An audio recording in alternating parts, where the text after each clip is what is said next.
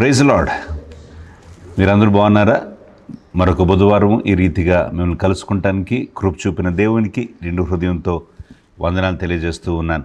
2 సమూయేలు 22 అధ్యాయము 26వ వచనం నుంచి 28వ వరకు చూస్తే, దయగల వారి ఎడల నీవు దయ చూపించుదువు, యథార్థవంతుల ఎదుట నీవు యథార్థవంతుడుగా నుండుదువు, సద్భావము గల వారి ఎడల నీవు సద్భావమును చూపుదువు, మూర్ఖుల ఎడల నీవు వికటమును చూపుదువు, శ్రమపడు వారిని నీవు రక్షించదువు, గర్విష్ఠులకు విరోధివై వారిని అణిచివేసదువు.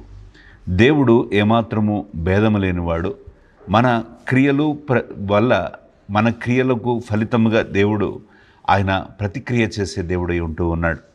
నా ప్రియ సహోదరి సహోదరులారా, దేవుని వాక్యంలో ఈ రీతిగా రాయబడి ఉంది, దయగల వారి ఎడల దయ చూపించే దేవుడు, యథార్థవంతుడి ఎడల తన యథార్థతను చూపించేవాడు, సద్భావం గలవాడి ఎడల సద్భావమును చూపిస్తూ మూర్ఖుల ఎడల వికటమును చూపిస్తాడు దేవుడు. ఈరోజు నువ్వు చాలాసార్లు అనుకుంటూ ఉండుండొచ్చు, నేను ఇదిగో నమ్మకంగా పరిశుద్ధత కలిగి నీతి కలిగి నేను జీవిస్తూ ఉన్నాను, దేవుడు నాకేం చేశాడు అని అనుకుంటున్నామో. ఈరోజు ఈ వాక్యం ద్వారా దేవుడు నీతో మాట్లాడుతున్నాడు. నువ్వు దయగలి ఉంటే దేవుడు నీ ఎడల దయ చూపిస్తాడు. ఇతరులు నువ్వు క్షమించగలిగితే దేవుడు నిన్ను క్షమిస్తాడు. ఇతరుల ఎడల నువ్వు సహనం చూపిస్తే దేవుడు నీ ఎడల సహనం చూపిస్తాడు.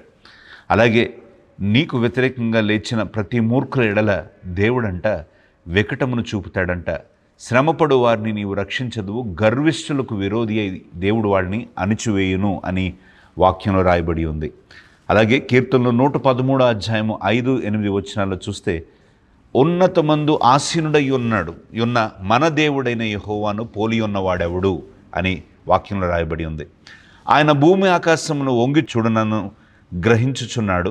ప్రధానులతో తన ప్రజల ప్రధానులతో వారిని కూర్చుండబెట్టుటకై ఆయన నేల నుండి దరిద్రులను లేవనెత్తువాడు, పెంట కుప్ప మీద నుండి బీదలను పైకెనెత్తువాడు. ఆకాశం నుండి దేవుడు చూస్తున్నాడు. ఉన్నతుడు మహోన్నతుడైన దేవుడు ఆయన తొంగి చూస్తూ ఉన్నాడు. భూమి ఆకాశంలో ఆయన వంగి చూస్తూ ఉన్నాడు. ప్రధానులతో తన ప్రజల ప్రధానులతో వారిని కూర్చుండబెట్టుటకై, అర్థం చేసుకోండి ప్రియులారా, గొప్ప సింహాసనముల మీద గొప్ప స్థితిలో గొప్ప మెట్టులో దేవుడు ఉంచాలంటే ఎవరి కొరకు దేవుడు వెతుకుతున్నాడో తెలుసా? ఆయన నేల నుండి దరిద్రులను లేవనెత్తువాడు, పెంట కుప్పల నుండి బీదలను పైకెత్తువాడు. దేవుని యొక్క ఎన్నిక ఈ రీతిగా ఉంటుంది. ఉన్నతమైన స్థితిలో నిలబెట్టడానికి హీనమైన వాడిని దేవుడు ఎన్నుకుంటాడు. ఉన్నతమైన స్థితిలో దేవుడు నిన్ను నన్ను నిలబెట్టడానికి ఆయన ఇదిగో ఘనమైన పాత్రలుగా నిన్ను నిలబెట్టడానికి దేవుడు ఘనహీనులైన మనల్ని ఎన్నుకుంటాడు. నా ప్రియ సహోదరి సహోదరుడా, ఆకాశమందు ఆశ్రుడైన దేవుడు నీ తట్టు నా తట్టు చూస్తూ ఉన్నాడు. దీన మనస్సు కలిగిన వారిని ఆయన దయ చూపించువాడు. అలాగే ఇదిగో కఠినుల ఎడల వికటము చూపువాడు అని మనం ఇందాక చదివాం కదా. నువ్వు ఎలాంటి స్వభావం గలవాడువో దాని ప్రకారం దేవుడు కూడా నీ ఎడల ఆయన ప్రతిస్పందించే దేవుడై ఉంటూ ఉన్నాడు. నువ్వు దీనుడుగా ఉంటే, నువ్వు తగ్గించుకొని ఉన్నట్లయితే దేవుడు ఈరోజు ఆకాశం నుండి వంగి చూసి ఆయన దరిద్రులను లేవనెత్తుటకు, పెంట కుప్పల మీద ఉన్నవారిని పైకి ఎత్తుటకు ఆయన సిద్ధముగా ఉన్నాడు. 138 కీర్తనలో కూడా మనం 6వ వచనం కీర్తనలో మనం చూస్తే, యెహోవా మహోన్నతుడైనను ఆయన దీనులను లక్ష్యపెట్టును, ఆయన దూరం నుండి గర్విష్ఠులను బాగుగా ఎరుగును అని వాక్యం చెప్తూ ఉంది. దీనుల యందు లక్ష్యపెట్టు దేవుడంట. అందుకే దేవునికి ఏ బలి అర్పిస్తాము, దేవునికి ఏది ఇష్టమో తెలుసా? విరిగి నలిగిన హృదయమే దేవునికి ఇష్టమగు బలి. ఈరోజు నిన్ను నీవు సజీవ యాగంగా, సర్వాంగ హోమముగా నీవు దేవుని బలిపీఠం మీద నిన్ను పానార్పణంగా దేవుని ఎదుట నిన్ను నీవు అర్పించుకుంటే ఆ బలిని అంగీకరిస్తాడు. ఆ వినయాన్ని దేవుడు అంగీకరిస్తాడు. ఆ యొక్క సమర్పణను దేవుడు అంగీకరించి నీ యందు లక్ష్యముంచుతాడు అని వాక్యం చెప్తూ ఉంది. యోవేలు 2వ అధ్యాయము 13వ వచనంలో, మీ దేవుడైన యెహోవా కరుణావాత్సల్యము గలవాడును, శాంతమూర్తియు, అత్యంత కృపగలవాడునై ఉండి, తాను చేయనుద్దేశించిన కీడును చేయక పశ్చాత్తాపడును గనక మీ వస్త్రములు కాక మీ హృదయమును చింపుకొనుడి అని ఇక్కడ భక్తుడు చెప్తూ ఉన్నాడు. ఆయన యొక్క గుణములు ప్రియులారా, కరుణా సంపన్నుడు, శాంతమూర్తి, అత్యంత కృప కలిగిన వాడు.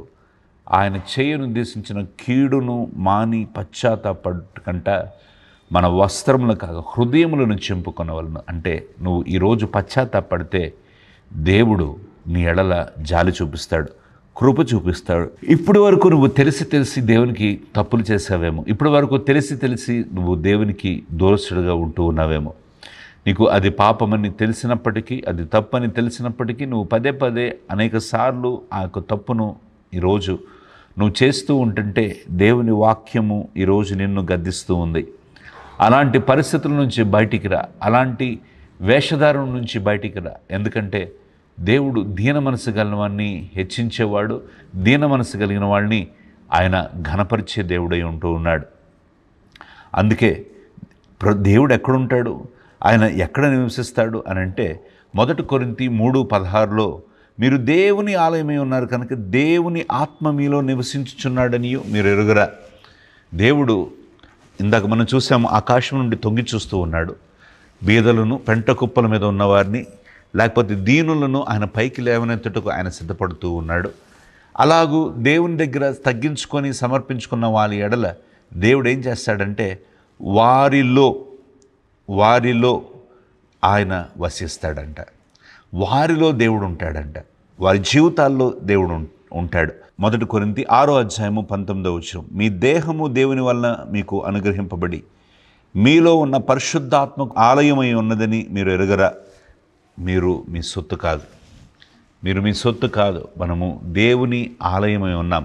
పరిశుద్ధాత్ముడు మనలో వసించడానికి ఇష్టపడుతూ ఉన్నాడు. ఎవరిలో ఆయన ఉంటాడు, ఎవరి మధ్య ఆయన ఉంటాడు, ఎవరితో ఆయన ఉంటాడు అని అంటే దీనులను, పెంట కుప్పల మీద ఉన్నవారిని ఆయన లేవనెత్తుటకు సిద్ధంగా ఉన్నాడు. వారి హృదయాల్లో, వాళ్ళ జీవితాల్లో ఆయన కలగజేసుకోవడానికి సిద్ధంగా ఉన్నాడు. ఆయన వాళ్ళ హృదయాల్లో ఆయన కార్యం చేయడానికి సిద్ధంగా ఉన్నాడు. నా ప్రియ సహోదరి సహోదరుడా, ఈరోజు దేవుడు నీతో నాతో మాట్లాడుతున్నాడు. ఇదిగో దీనం కలిగి విరిగి నలిగిన హృదయమే ఆయనకి ఇష్టమగు బలి. నీ విరిగిన హృదయము దేవుడు ఆయన ఖచ్చితంగా అంగీకరిస్తాడు, నిన్ను ఘనపరుస్తాడు, నిన్ను హెచ్చిస్తాడు, ఆశీర్వదిస్తాడు.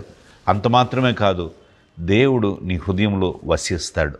ఇట్టి ఆదరణ, ఇక గొప్ప ధన్యత దేవుడు నీకు నాకు ఇచ్చునుగాక. ప్రార్థన చేసుకుందాం. మహాపరిశుద్ధుడా, జీవము కలిగిన దేవా, ఈ వాక్యం ద్వారా మాతో మీరు మాట్లాడినందుకు నీకు వందనాలు. విరిగి నలిగిన హృదయం గలవారిగా నీ తట్టు మేము చూడగలటకు సహాయం చేయండి, నీ వైపు చూడగలటకు సహాయం చేయండి. ఎదుగో తండ్రి ప్రభ దీనులను, దేవా తండ్రి ప్రభ, ఎదుగో తండ్రి దేవా తండ్రి ప్రభ పక్షమున నిలబడే దేవుడువు. ఎదుగో కఠిన ఎడల వికటమును చూపివాడువు, యథార్థ ఎడల యథార్థత చూపించు దేవుడు, కృప చూపుని యందు సంతోషించేవాడు. ఎంత గొప్ప దేవుడు మేము కలిగి ఉన్నాం. అందరి బట్టి నీకు వందనాలు.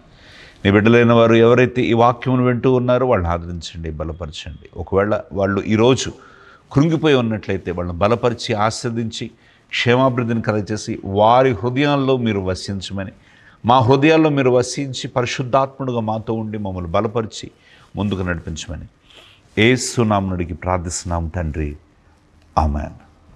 ప్రియ సహోదరి సహోదరులారా, ఈ వాక్యం ద్వారా మీరు ఆదరింపబడి ఉన్నట్లయితే దయచేసి మాకు కాల్ చేయండి, మేము మీ కొరకు ప్రార్థన చేయడానికి సిద్ధంగా ఉన్నాం. ఈ రీతిగా అనేకమైన వర్తమానములు వినటానికి ఈ ఛానల్ని సబ్స్క్రైబ్ చేయండి. కృప కలిగిన దేవుడు మన ఎడల నిత్యము తన కృప చూపించి మనల్ని ఆశీర్వదించునుగాక. God bless you. దేవుడు మిమ్మల్ని దీవించునుగాక. పైన చూపిన నంబర్కి మీరు తప్పకుండా ఫోన్ చేయండి, మేము మీ కొరకు ప్రార్థన చేయడానికి సిద్ధంగా ఉన్నాం. Praise lord. God bless you.